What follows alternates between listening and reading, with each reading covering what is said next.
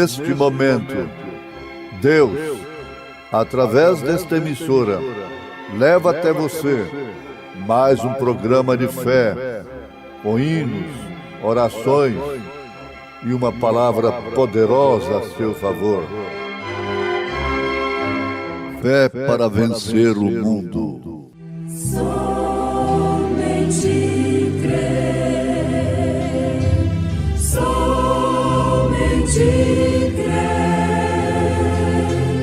tudo é possível, somente crer, somente crer, somente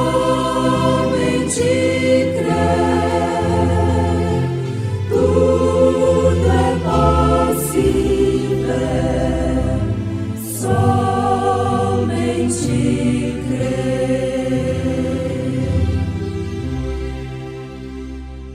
Seguiam-no os exércitos no céu, em cavalos brancos, vestidos de linho fino, branco e puro, e da sua boca saía uma aguda espada, para ferir com ela as nações. E ele as regerá com vara de ferro, e ele mesmo é o que pisa o lagar do vinho, do furor e da ira do Deus Todo-Poderoso.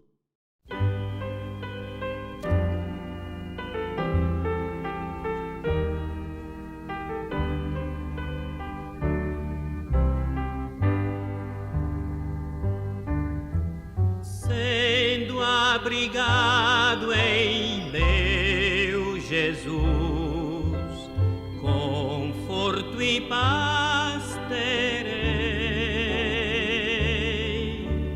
ainda que surja em seu furor o mal não temerei.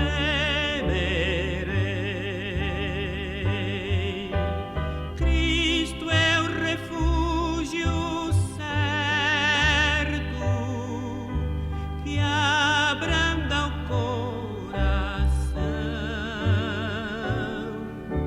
sublime amigo sem igual, que me sustém a mão.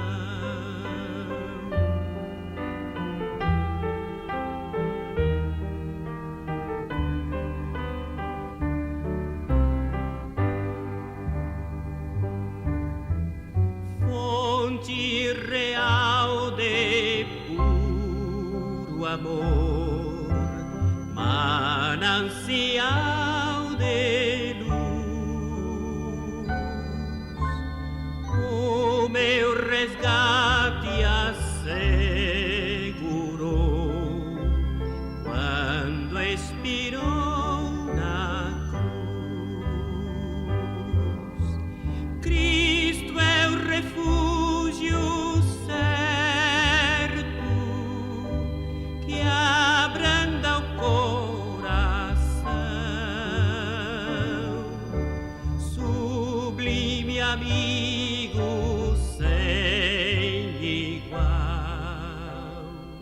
que me sustém a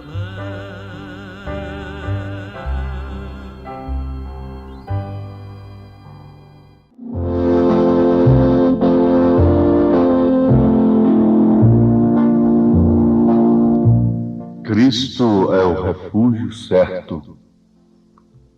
Quando Jesus Cristo é apresentado como Salvador, como refúgio, como abrigo verdadeiro, devemos nos lembrar que nós só podemos encontrar este Salvador, este abrigo certo, na Palavra de Deus.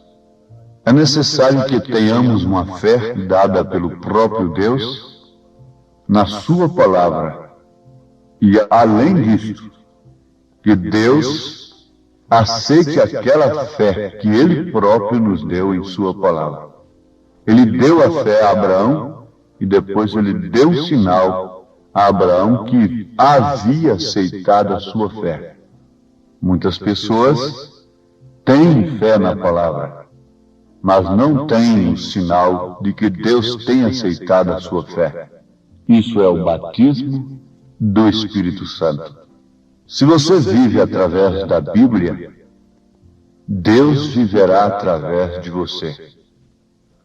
Resultado: o seu espírito nunca discorda com o que Deus disse.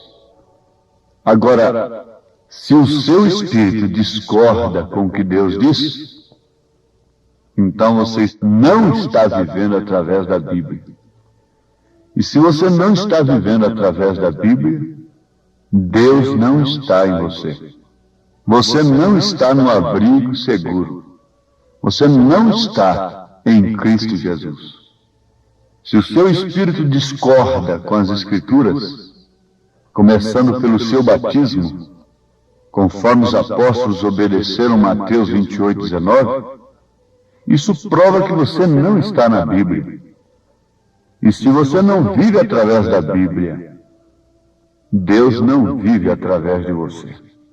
Se o seu espírito discorda quando a Bíblia diz que devemos vestir com pudor, com honestidade e demais coisas na ordem da igreja, se o seu espírito discorda e busca interpretações que facilite, que combine com a sua concupiscência, com seus próprios pensamentos, isto prova que Deus não vive através de você.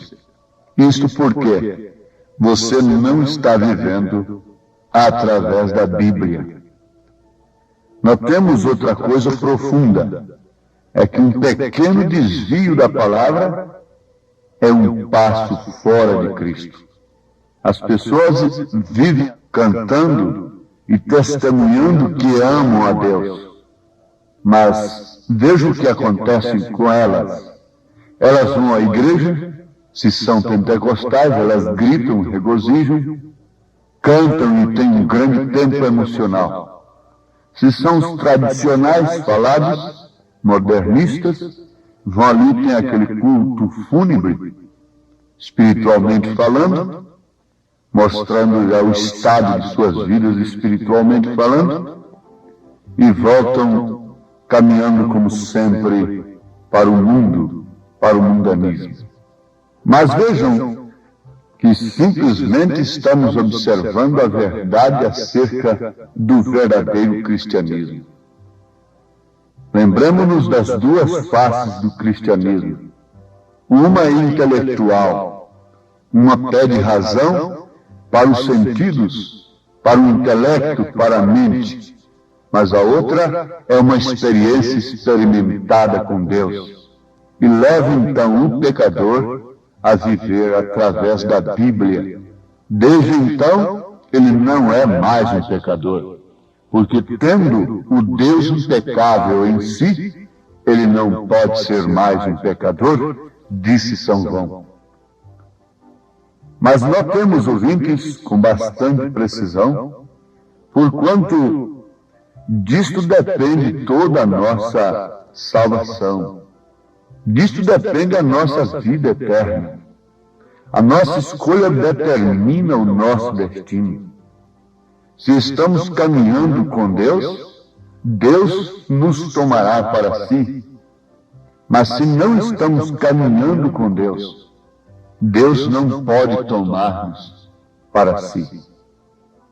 Se não estamos caminhando de acordo e o nosso espírito se rebela e procura interpretar as Escrituras a nosso bel prazer, através dos doutores que temos amontoado, conforme as nossas próprias concupiscências.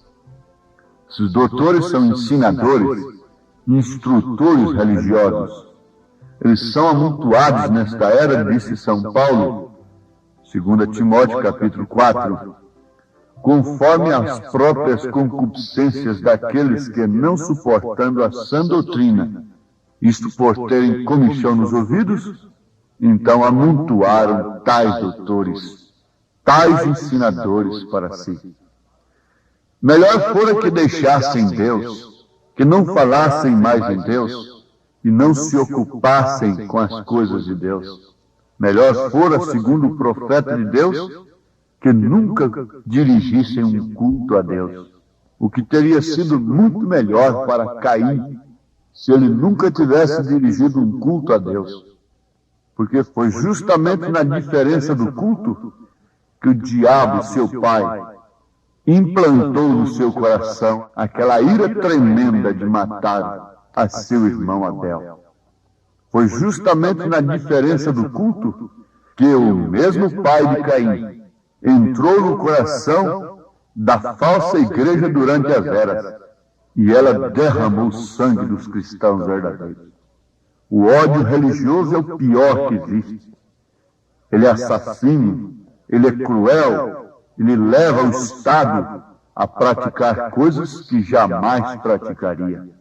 Herodias levou a Herodes praticar o grande crime de mandar amputar o pescoço de João Batista, coisa que ele não faria se a mulher não estivesse lá com ele.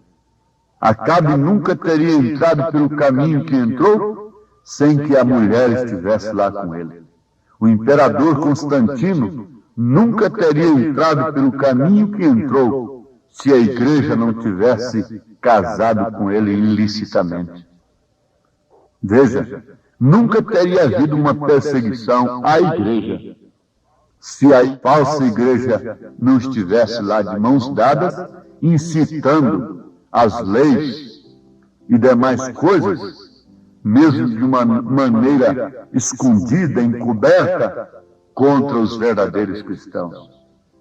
Isto foi o que ela fez desde o princípio, através de Caim e através da história da igreja. Durante os séculos, e ele nunca mudou, ele sempre é a mesma coisa. Mas o que quer fazer o diabo é tirar as pessoas da palavra de Deus. E quando há uma diferença de culto, eles trabalham intensamente dia e noite para uma unificação, para terem o mesmo culto. Mas que dificuldade terão nisto, uma vez que têm as mesmas modas, os mesmos costumes, as mesmas diversões mundanas, os mesmos pareceres? Que diferença faz prostrar ali diante de um ídolo ou dirigir um culto formal, interpretado intelectualmente a Deus?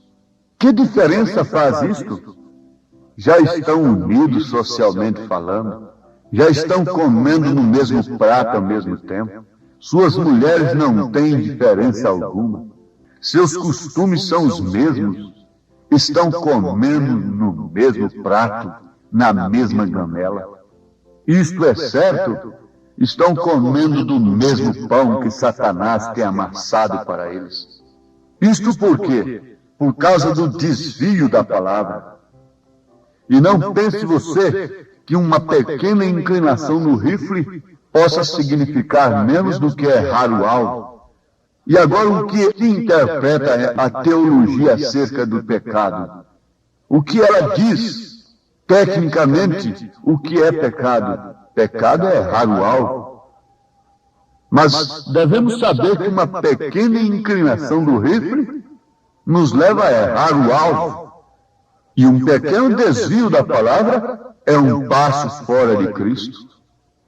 Está tudo perdido. O melhor que nós fazemos é nos humilhar e nos prostrar diante de Deus e pedir misericórdia, se é que ainda há tempo de clamarmos por ela. Raabe, com tempo ainda, enquanto madames estavam lá nos seus clubes, nas suas lojas, nas suas boutiques, nas suas casas de moda, nos seus banquetes, a meretriz Raabe estava ali alcançando a misericórdia de Deus. O juízo rondava a cidade. E as muralhas que eles haviam levantado ao redor daquela cidade pensando que com aquilo eles estavam muito seguros, ruiriam e elas próprias cairiam sobre eles, as massacrariam. Isto é certo. Essa barreira, estas muralhas que eles têm levantado, têm se tornado em juízo para eles, têm destruído a si próprios. Mas o bom, que em tempo nós clamássemos, somente mais uma vez, Senhor, como Sansão clamou. Sansão clamou somente uma vez mais, Senhor, que eu morra para estas coisas que eu não vejo já há algum tempo. Eu morra para tudo isto que antes me embelezou e me engraçou. Eu morra para essa beleza de Dalila, para essa aparência sensual, atraente. Dalila representa a igreja atraente, de seios agudos, de poder, de astúcias. Mas Sansão perdeu a visão daquela sensualidade, teve os seus olhos furados, perdeu a sua força na verdade, e oxalá que a força de todos acabasse totalmente, e que eles não pudessem fazer nada mais, em nome de Jesus Cristo, que eles não pudessem curar o enfermo, e nem tampouco pedir um testemunho para fazer uma propaganda de si mesmos em torno da cura divina. Oxalá que perdessem as forças e caíssem em perfeita debilidade. Ninguém pode sentir o desvio da sua espinha antes de pegar um peso. Ninguém pode sentir o desvio da sua espinha antes de sentir as dores. Ó igreja, quando você vier a sentir o desvio da sua espinha dorsal, não seria tarde demais? Na hora de pegar o peso, as provas, as lutas e vencer a Satanás pelo poder da palavra, você está sem espinha, você está sem espinhaço para combater o pecado e para expulsá-lo no nome do Senhor Jesus Cristo. Você pode expulsar demônios, pode expulsar enfermidades das pessoas, mas não pode expulsar de si mesma. Isso aí vem a cumprir justamente aquilo que Paulo disse, combatendo os ídolos e cometendo sacrilégios. Mas saibam todos que esta palavra que o mundo corre dela hoje, a julgará naquele dia. E vi o céu aberto, e eis um cavalo branco, e o que estava sentado sobre ele chama-se Fiel e Verdadeiro, e julga e peleja com justiça, e os seus olhos eram como chama de fogo, e sobre a sua cabeça havia muitos diademas, e tinha um nome escrito que ninguém sabia senão ele mesmo, e estava vestido de uma veste salpicada de sangue, e o nome pelo qual se chama é a Palavra de Deus. E seguiam-no os exércitos no céu, em cavalos brancos, e vestidos de linho fino, branco e puro, e da sua boca saía uma aguda espada para ferir com ela as nações. E ela as regerá com vara de ferro, e ele mesmo é o que pisa o lagar do vinho do furor e da ira do Deus Todo-Poderoso, e no vestido e na sua coxa tem escrito este nome, Rei dos Reis e Senhor dos Senhores. Apocalipse 19, versículo 11 e 16. Oh, que desfile, que cortejo, que pujança, aquele que outrora estava humilhado, com os olhos tenros, olhando para o pobre moribundo, para os pobres pecadores, crucificado, olhando para os seus próprios algozes, com olhar de misericórdia, agora virá montado num cavalo branco, com vara de ferro regerá as nações, imponentes, jactanciosas, orgulhosas, empregadas em progressos pecaminosos. Para progredir tem que passar por cima da palavra de Deus, tem que negar a palavra de Deus. Então esse progresso é diabólico.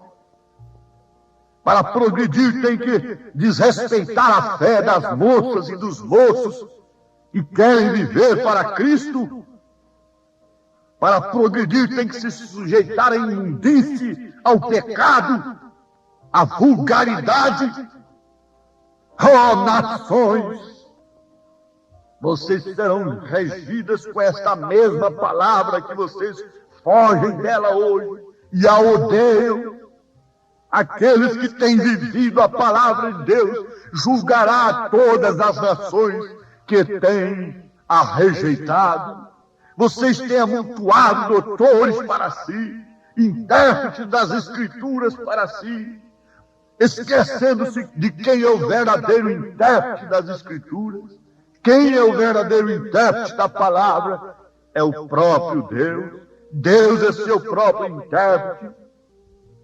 Quando os americanos estavam assassinando os índios, acabando com tudo aquilo, com o búfalo, e destruindo tudo para progredir, o que fizeram eles? Amontoaram doutores, teólogos para dizerem que índios não tinham alma, que o índio não tem alma, e por isso podiam ser mortos como bichos.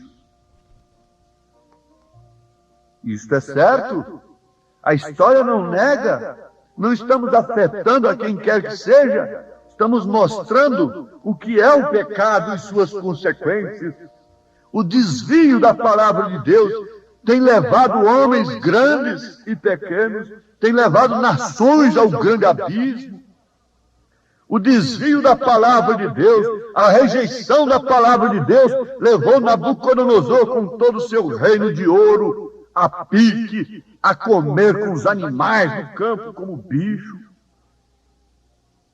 E mais do que isso, para o inferno. O desvio da palavra de Deus levou o mundo civilizado antes de Noé a um total juízo, dilúvio. O desvio da palavra de Deus levou os tradicionais da lei de Moisés a trair o juízo sobre si e sobre seus filhos, os judeus, sendo feitos sabão de judeus. Gana de homens contra os judeus, mas se esquecem que eles clamaram: caia sobre nós o seu sangue, sobre os nossos filhos. Aquilo foi o desvio da palavra, não reconhecer o dia, sua palavra e sua mensagem. E o desvio da palavra nesta era atrairá o fogo. Disse São Pedro: isso aqui não sou eu quem estou falando, é a Bíblia Sagrada, a qual vós temeis. Podem fugir dela, perseguem-na, mas um dia ela virá como vara de ferro, saindo da boca do seu próprio autor, e julgará todas as nações. Apocalipse 19, versículo 11 e 16. Deus os abençoe e que vocês, todos ouvintes, se escondam na misericórdia de Jesus enquanto há tempo. Amém.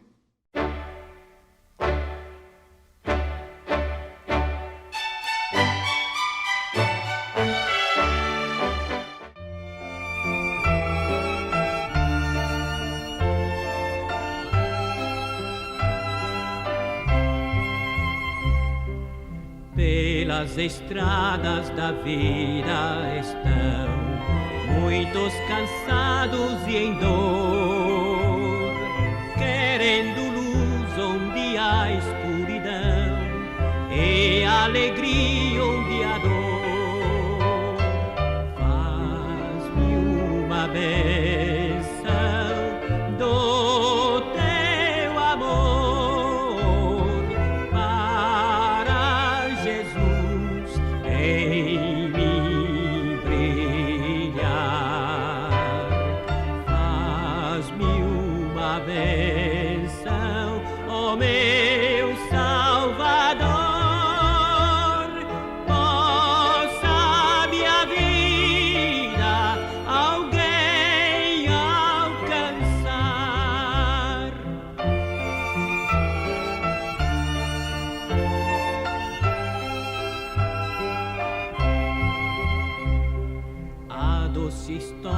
de Cristo contar, do seu amor e perdão.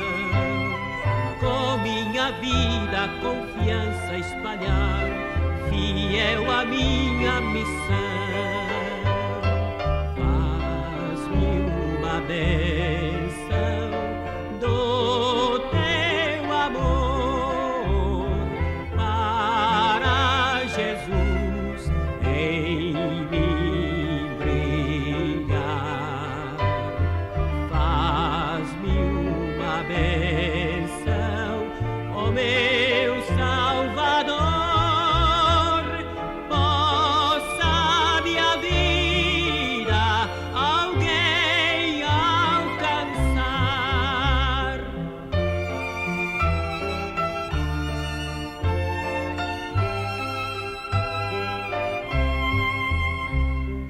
De graça dar como tens dado a mim, amar qual Cristo me amou. Um novo mundo de paz construir, eis minha prece, ó Senhor.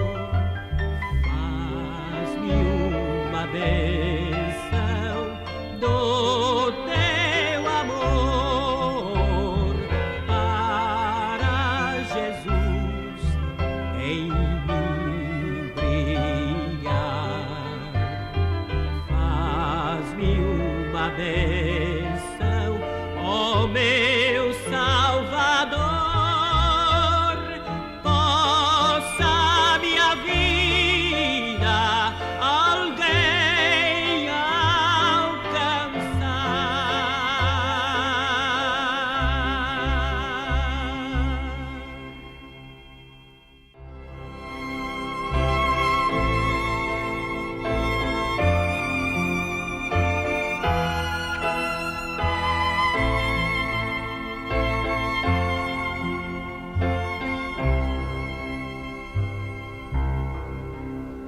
A flor que Deus plantou no coração mortal, a vida perfumou no abrir. O amor com seu poder venceu o próprio mal, fazendo a redenção surgir, a fim de ajudar e salvar alguém. Ó Deus, dá-me amor cada vez maior. Quero viver espalhando o bem. Sim, dá-me amor.